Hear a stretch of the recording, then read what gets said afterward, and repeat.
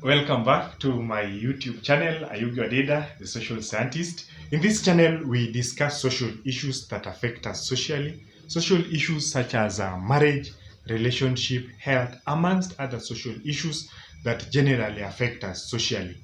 If you are new to this channel, I'm urging you kindly subscribe, so that anytime that I upload a new video, you may be notified so that we may learn together. Now, welcome to part 2 of dating according to the book of Ruth, chapter 3. In part 1, we established some few points, 5 of them, that I want us to continue from there. Now, in our previous video, that is part 1, we talked about point number 1 as networking, where we need to network so that we can get opportunities. You know, if you're just lonely and praying that God can give you a partner, it may not be that easy because you don't interact with people. You see, there is part that God does, and then there is part that we do. God will not bring you a partner from heaven. So you will do your part. Yes, you will pray, you will fast, you will do what. But then you must also avail yourself, or you must also network with others so that you see other people around. Then amongst the people that you will see, God will direct your path in that direction. But if you're just prayerful and lonely, you may end up missing someone, and you start complaining that, oh, the men of the church do not want us. Ladies, or the men will complain, oh, the ladies of the church do not see us. I'm available, but nobody sees. How can you be seen if you are lonely and just prayerful? Not, in other words, network. Number 2, we talked about doing a background check, where you need to know more about the person before you give in to that person, because it is very important. Number 3, we talked about establish whether you are related. Get to know if you are related or not, because in Kenya, marriage between relatives is prohibited. Then we have groom yourself well. That was from, I'm now in chapter 3, verse 3, where we talked about grooming. Ruth was told to bathe, put on oil, dress nicely. Please dress nicely. Don't dress like some shows somewhere, or some how do you call it? I told you in one of the videos back there, I talked about your dress, your dress, your title. If you haven't watched it, kindly go there, watch, subscribe together, so that we learn more. So groom yourself well, be presentable. Number 5, we said that you know when to make an approach. If you make wrong approach, you will send wrong signal, which may give you wrong result. Then you come back blaming others. Maybe you called the person when he was busy. Maybe you made up an approach when he or she was busy doing other things. So it is important to calculate your move, know when to approach and know when to approach. And that was all for part 1. Part 2, we want to continue with point number 6. Point number 6 now. If you have not watched part 1, kindly, you can go and watch, because I've explained them in finer details. Point number 6, because it is a continuation, is follow the dating norms of that culture. Each and every culture have their own way, or the rules and regulations of dating. So before you enter into that relationship, it is important to know, how do these people date? What is their culture? As much as we want to say we are Christians, there are some aspects of culture that you can never take from somebody's from us. Yes, we are embracing Christianity, but there are some aspects of dating that we cannot take away. For example, the aspects of dowry, the aspects of how the dowry is paid. Some people pay with cows. Some people pay with, in some cultures, like for example, my culture, you cannot pay sheep as dowry. But if you go to some cultures, sheep is part of the dowry. So it is good to know the culture of the people and how dating is done according to their culture. Very important. Look at the book of Ruth chapter 3, verse 4. Ruth chapter 3, verse 4, he is trying to tell us more about the culture. According to our culture, this and this and this ought to happen in this specific way. So it is very, very important to know the culture of the people or the person that you want to date. Number 7, as a lady, trigger the man. As a man, run the relationship. I know that one may sound weird. Let me rephrase it. As a lady, trigger the man. As a man, run the relationship. What do I mean by as a lady, trigger the man? Now, as a lady, you may see someone, and yes, you may see someone, and you feel like, this one can make a good husband, can make a good husband, and can make a good father to my children. Now, after you have seen, you may not really go to the person and tell him, this and that. But as a lady, you need to trigger the man. You do something that if the man can click very fast, can know that something is cooking. Look at the book of Ruth. Look at the book of Ruth, chapter 3 and verse 9. Verse 9. Now, if you look at verse 9, there is a step-by-step way in which Ruth moves, starting from verse 4. You go to verse 4, verse 5, verse 6, verse 7. There are several things that are taking place there. But look at these two. In part 1, Ruth does something. In other words, she goes, after bathing and doing all those things, she goes and lies at the feet of Boaz.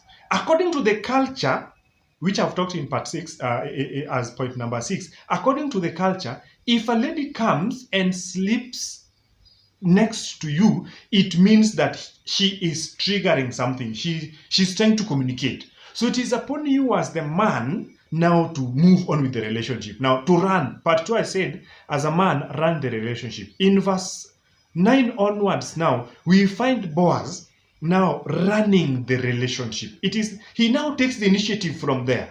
The lady has done her part. She has presented herself, and she has triggered the man. In this case, like I said, as a lady, trigger the man. As a man, run the relationship. Now, the man has known whatever is to take place. Now, he takes it from there and moves on. Boaz takes full responsibility of what a man ought to do in that context. That is why I said culture is very important. Know how it is done in each and every culture. So present yourself as a lady, present yourself in such a way that will trigger the man to do what is necessary. Then that takes us to point number 8, use dating language. You see, each and every culture, back to the culture, has ways of expressing their love. That is, if you love someone, if you are a Luo, for example, there is a way you express yourself to mean you love the person. So use dating language. So as a lady or as a man, you need to know how to balance, how to use that the dating language. In verse 9 onwards, you will find how Boaz utilizes that. So do not be too direct for a start, but act suggestively. Do not be too direct, but act suggestively. The way you do your things should be in a manner likely to suggest that. You see, it's just a manner. As much as you don't go direct, but you do things in a manner likely to suggest. And each and every culture has its own way, or the way they understand it. Sorry for that. As a lady or as a man, there are the languages that speak. You should not necessarily tell someone I love you. Of course, for more details about dating language, kindly, they also work under languages of love. So there's a video I did much earlier about languages of love. Also has 3 parts. Kindly, if you have not watched it, kindly go back, watch languages of love.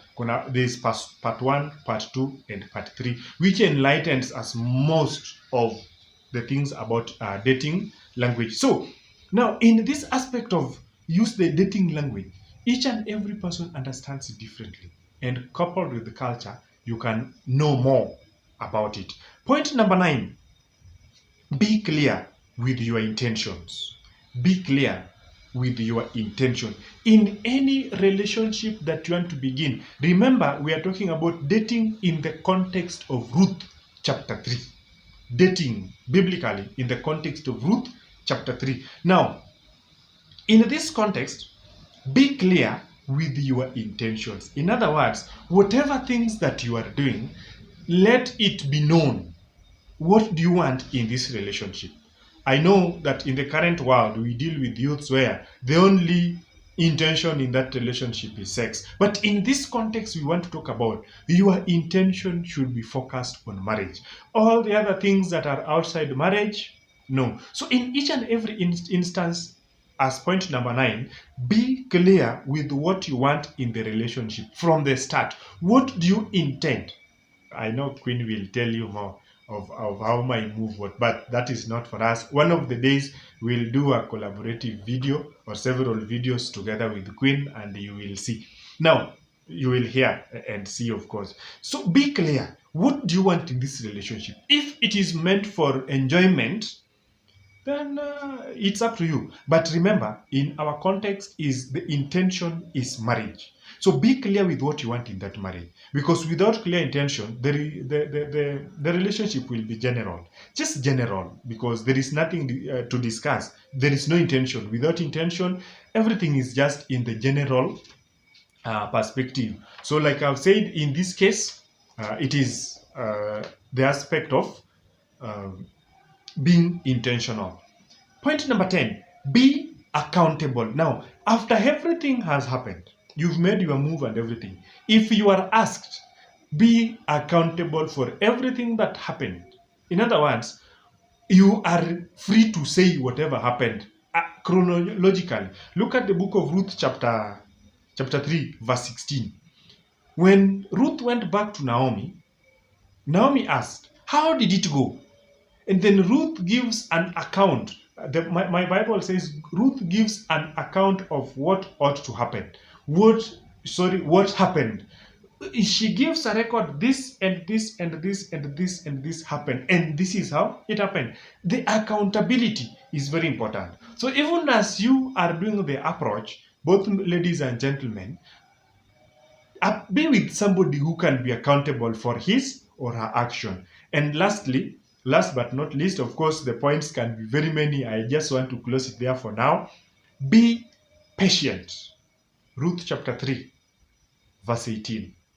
Be patient. Now, Ruth is told by the mother-in-law, Naomi, to relax. Be patient. So that let the person do the rest. As a lady, you had made the move.